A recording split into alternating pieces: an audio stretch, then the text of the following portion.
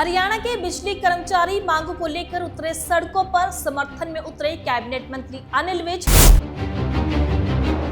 अनिल विज ने खुद लगवाए अपने मुर्दाबाद के नारे।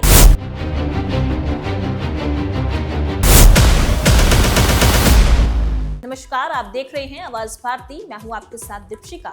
हरियाणा में भारतीय जनता पार्टी की दमनकारी और कर्मचारी विरोधी नीतियों के खिलाफ अब प्रदेश का सबसे बड़ा वर्ग सड़कों पर उतर आया है। किसान, नौजवान, खिलाड़ी और आम जनता के बाद अब हरियाणा का बिजली कर्मचारी भी बीजेपी सरकार को उखाड़ फेंकने के लिए आर पार की जंग का ऐलान कर चुका है।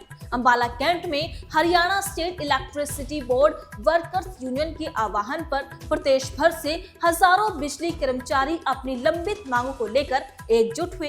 कर्मचारियों ने इंदिरा पार्क से रोष मार्च निकालकर ऊर्जा, परिवहन एवं श्रम मंत्री अनिल विज के आवास पर पहुंचकर अपना ज्ञापन सौंपा।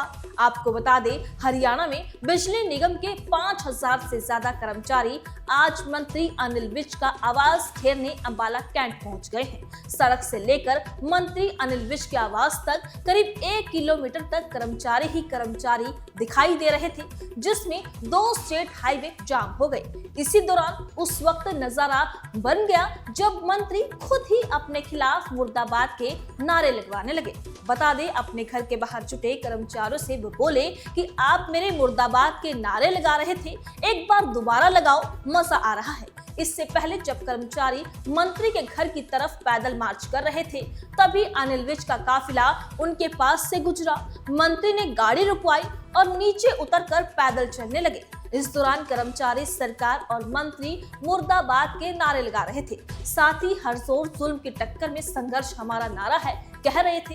इस पर अनिल विज ने कहा कि हर जोर जुल्म की टक्कर में संघर्ष हमारा नारा है और अनिल विज तुम्हारा है। इस पूरे घटनाक्रम का एक वीडियो भी सामने आया है। हालांकि अनिल विज ने इसके बाद ज्ञापन लेकर कर्मचारियों को भरोसा दिलाया है कि जल्द इन मांगों को लेकर यूनियन और अफसरों की बैठक करवाई जाएगी। उन्होंने ये भी कहा है कि ये बैठक कुछ दिन बाद ही होगी, क्योंकि अभी उनका भाई चंडीगढ़ पीजीआई में दाखिल है। आपको बता दें कि बिजली कर्मचारियों की प्रमुख मांगों की अगर हम बात करते हैं तो उसमें कई प्रमुख मांगे हैं, जिसमें लंबित सभी कर्मचारी मांगों का शीघ्र समाधान करने को लेकर कहा गया है। बता दें कि हरियाणा एग्री डिस्कॉम की गठन एवं बिजली क्षेत्र के निजीकरण पर रोक है। वहीं इसके अलावा कर्मचारी विरोधी ऑनलाइन ट्रांसफर नीति में संशोधन या उसे वापस लिया जाए। इसके अलावा जोखिमपूर्ण कार्य करने वाले कर्मचारियों को जल्द रिस्क अलाउंस दिया जाए। वहीं आपको ये भी बता दें कि यूनियन नेताओं ने ये स्पष्ट किया है कि अगर कर्मचारियों की जायज मांगों का समय रहते समाधान नहीं हुआ तो प्रदेश भर में आंदोलन और भी तेज किया जाएगा। एकता ही कर्मचारियों की सबसे बड़ी ताकत है। अपनी आवाज बुलंद रखे और अपने अधिकारों के लिए संगठित रहे, ये उन्होंने कहा है। तो वहीं Haryana state electricity board workers union के राज्य प्रधान ने ये कहा है कि ये प्रदर्शन सरकार की नीतियों के खिलाफ था। उनकी मांग है कि पुरानी पेंशन बहाल की जाए, जोखिम भत्ता सभी कर्मचारियों को दिया जाए, जो कर्मचारी अपने घर से दूर काम कर रहे हैं उनको होम सर्किल की सुविधा मिले, ऑनलाइन ट्रांसफर नीति समाप्त की जाए। यूनियन की चेतावनी है कि अगर मांगे जल्द पूरी नहीं की गई तो आंदोलन को और भी व्यापक बनाया जाएगा।